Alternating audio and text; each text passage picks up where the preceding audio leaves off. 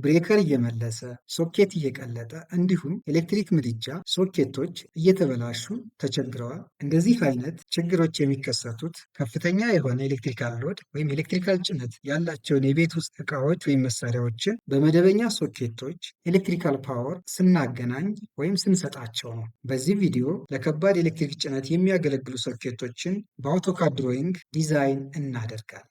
ከባድ ጭነት ሶኬቶች ወይም እነዚህ ስፔሻል ሶኬትስ ምንድን ናቸው? ቤት ውስጥ የምንጠቀምባቸው ሁሉም ሶኬቶች አንድ አይነት አይደሉም። የከባድ ጭነት ሶኬቶች የምንላቸው ለከፍተኛ ኤሌክትሪክ ፍሰት ወይም ከረንት የሚያገለግሉ መሳሪያዎች በልዩ ሁኔታ ዲዛይን የተደረጉ ናቸው። እነዚህ ስፔሻል ሶኬትስ የምንላቸው የተለመዱ በቤታችን ውስጥ የሚገኙ የከባድ ጭነት ሶኬቶች የከረንት ሬቲንግ ስናይ ባለ 20 አምፔር፣ ባለ 25 አምፔር እና ባለ 32 አምፔር ናቸው። እነዚህን ስፔሻል ሶኬቶች ዲዛይን በምናደርግበት ጊዜ የሚያስፈልጉን ወይም ማድረግ ያለብን ብቻውን የተለየ ኤሌክትሪካል ሲስተም ከዚህ ከማሰራጫ የሚመጣ የራሳቸው ብሬከር፣ ትክክለኛ የሆነ የኬብል መጠን ያስፈልጋቸዋል። ለምሳሌ የኤሌክትሪክ ምድጃና ለእንጀራ ምጣድ ዲዛይን ስናደርግ የሶኬት መጠን ከ25 እስከ 32 አምፔር ካፓሲቲ ያለው ብሬከር፣ የኬብል መጠናቸው ከ4 እስከ 6 ኤምኤም ስኩዌር የሆነ ቢሆን ይመከራል።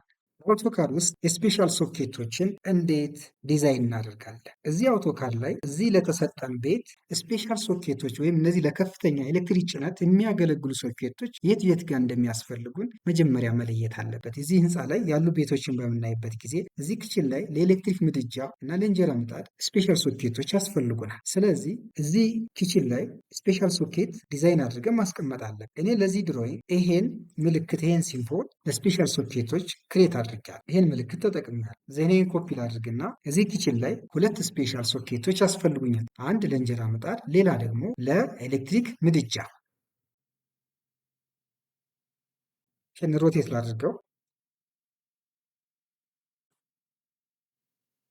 እዚህ ኪችን ላይ እነዚህ ሁለት ስፔሻል ሶኬቶች አስቀመጥኩ። አንደኛውን ስፔሻል ሶኬት ለእንጀራ ምጣድ፣ አንደኛውን ደግሞ ለኤሌክትሪክ ምድጃ። በዚህ መሰረት እዚህ ህንፃ ላይ ለሚያስፈልገኝ ክፍሎች ስፔሻል ሶኬቶችን እንደሚከተለው አስቀምጫለሁ። እዚህ ባዝሩም ላይ ስንመጣ እዚህ ጋር ለውሃ ማሞቂያ አንድ ስፔሻል ሶኬት ያስፈልገኛል። ይህን ሶኬት በዚህ መንገድ እዚህ ጋር አስቀመጥኩኝ። እዚህ ጋር ስንመጣ ይሄ ፓርኪንግ አለ። እዚህ ፓርኪንግ ላይ ለኤሌክትሪክ መኪኖች ቻርጅ ለማድረጊያ ይሄንን ስፔሻል ሶኬት አስቀምጫለሁ። እዚህ ላውንደሪ ላይ አንድ ስፔሻል ሶኬት በዚህ መንገድ አስቀመጥኩኝ። ጂ+1 ላይ ስንመጣ እዚህ ጋር ባዝሩም ላይ አንድ ስፔሻል ሶኬት ለውሃ ማሞቂያ አስቀምጫለሁ።